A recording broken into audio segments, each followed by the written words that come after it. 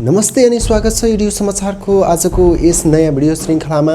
म तपाईलाई आज नेपालको वर्तमान अवस्था कस्तो भइरहेको छ भन्ने कुरा जानकारी गराउँछु। विशेष गरी कोभिडले थलिएको अथवा कोभिड-19ले थलिएको नेपालको अवस्थामा 4-5 दिन भइसकेको छ। निरन्तर पानी परिरहेको छ। जनजीवन अझ ग्रस्त बनेको छ। बाढी पहिरो र डुबानले गर्दाखेरि नेपालको जनजीवन अझ आक्रान्त बनिरहेको छ।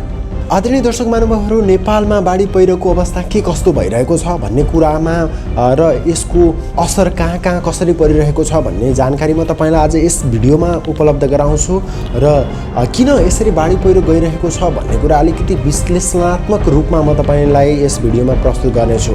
बाढी पहिरो किन गइरहेको छ नेपालमा? हिजोको दिनमा पनि पानी परिरहेको थियो र भोलिका दिनमा पनि पानी पर्न सक्छ, तर यी दिनहरूमा भनौँ आजका दिनहरूबाट किन बाढी पहिरो अझ बढिरहेको छ? किन यसरी जनजीवन अझ कष्टकर बनिरहेको छ? के कारणले गर्दा जनजीवन कष्टकर बनिरहेको छ भन्ने बारेमा म तपाईलाई जानकारी गराउँछु। भिडियो तपाईँ पुरा हेर्नुहोला। भिडियो मन परेको खण्डमा प्लिज लाइक, शेयर र सब्सक्राइब गर्न सक्नुहुनेछ मेरो भिडियोलाई। यस्तै भिडियोहरू लिएर म प्रत्येक एपिसोडमा उपस्थित हुनेछु। नेपालमा किन बाढी पहिरो गइरहेको छ भन्ने बारेमा म तपाईलाई जानकारी गराउँछु। जब गणतन्त्र आयो, नेपालीहरूले के पाए भन्ने प्रश्न भन्दा पनि नेपालीहरूले केही अनुभव गरेका छन् या छैनन् भन्नेपट्टि हामी जान्छौँ। साउनको 4 गतेबाट परेको पानी निरन्तर 9 गतेसम्म पर्ने मौसम पूर्वानुमानले लगाइरहेको छ। आजको दिनसम्म यो भिडियो रेकर्ड गर्ने बेलासम्म नेपालमा लगभग 150 जनाले ज्यान गुमाइसकेको अवस्था छ।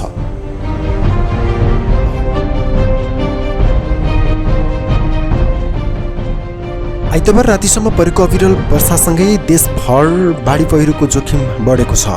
तराई क्षेत्रमा डुमान र कटान तथा पहाडी क्षेत्रमा पहिरोको जोखिम वात्तै बढेको छ। पहिरोको कारण काठमाडौँ लगायतका विभिन्न क्षेत्रमा मानिसहरूको दुर्घटना अथवा मृत्यु भइसकेको छ। मनसुन सुरु भएको अर्थात् 31 जेठदेखि 5 साउनसम्म पहिरोका कारण धन्न 116 र बाढीबाट 3 जनाको मृत्यु भइसकेको छ। 44 जना बेपत्ता भइरहेका छन्।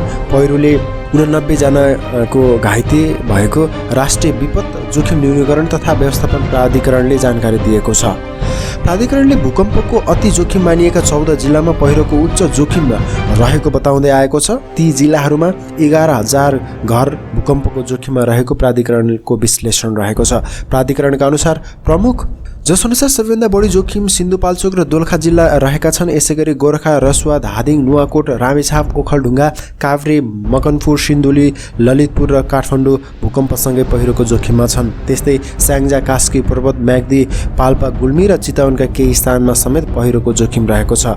वर्षाका कारण आइतबार रातिबाट नै नारायणी नदीको बहाग बढेको छ र त्यति मात्र होइन, नारायणीमा हात्तीको मूर्ति पनि बगाएको भन्ने सुनिएको छ र नारायणी नदीमा पानीको भेलको कारणले धन्य पुल छुम गरेर नारायणी नदी बगेको र गण्डक क्षेत्रका सबै ढोकाहरू खोलिएको पनि जानकारी प्राप्त भएको छ। मन्त्रालयले 5 गतेबाट 9 गतेसम्म कन्काई, कोशी, कमला, बागमती, नारायणी, तिनौ, पश्चिम राप्ती, बम्बई लगायतका सहायक नदीहरूमा पानीको बहाव बढ्ने जानकारी दिएको छ। यी क्षेत्रहरूको वरपर र किनारमा नबस्नका लागि मन्त्रालयले पहिल्यै पनि जानकारी दिइसकेको छ, सूचना प्रकाशन गरिसकेको छ। नेपालमा मनसुनजन्य प्रकोपको कारण वर्षिन झन्डै 1000 मानिसहरूको ज्यान गुमाउनु परिरहेको छ। जल प्रकोपका कारण हुने मृत्युको हिसाबले नेपाल दक्षिण एसियाकै सबैभन्दा उच्च जोखिममा रहने क्षेत्रको रूपमा पनि लिन सकिन्छ। यस वर्ष भने प्राधिकरणले असर कम गर्ने भन्दै असारमा आधारित पूर्व सूचना प्रणाली सुरु गरेको जनाएको छ। सो प्रणालीमा बढी प्रभावित हुने क्षेत्रमा तोकेर नै त्यसका स्थानीयलाई सचेत रहन आग्रह गरेको जानकारी दिएको छ। यसको अलावा पूर्व तयारी, पूर्व सूचना र प्रणालीले व्यवस्थापन भइपरि आएका घटनाहरूको सामना गर्दै आवश्यक बन्दोबस्ती र जनशक्तिको अभाव गरेको र क्षतिको न्यूनीकरणका लागि गृह मन्त्रालयले आवश्यक तयारी गरेको मन्त्रालयले जानकारी दिएको छ। त्यति मात्रै होइन, मुलुकभर बाढी पहिरोको मुख्य कारण ग्रामीण सडक बनेको छ। मुलुकभर बाढी पहिरोको अत्याधिक जोखिम हुने मुख्य कारण नै ग्रामीण सडक भएको पाइएको।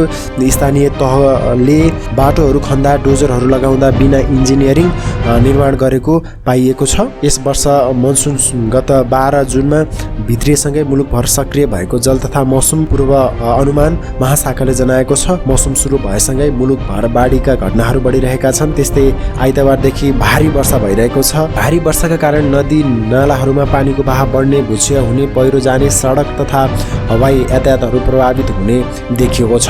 अधिकांश पहिरो ग्रामीण सडकमै छ। मनपरी डोजर चलाउनु नै मुख्य कारण बनेको छ। सडक बनाउँदा भौगोलिक अध्ययन गर्न खाँचो देखिएको छ। जथाभावी सडक निर्माणमा रोक लगाउनु पर्ने विज्ञहरूको सुझाव पनि रहेको छ।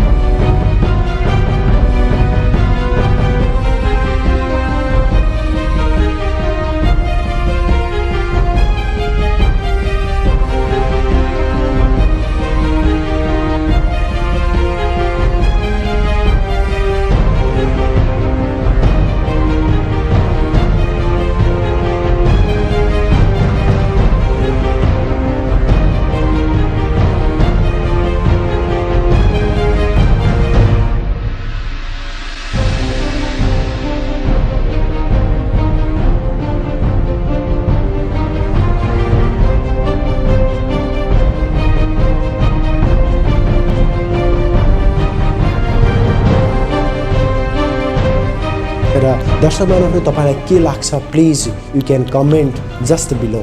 अनि मेरो च्यानललाई मन परेको खण्डमा यस्तै भिडियोहरू चाहनुहुन्छ भने मेरो च्यानल सब्स्क्राइब गरिदिनु होला भन्दै आजको यस भिडियोबाट बिदा हुन्छु।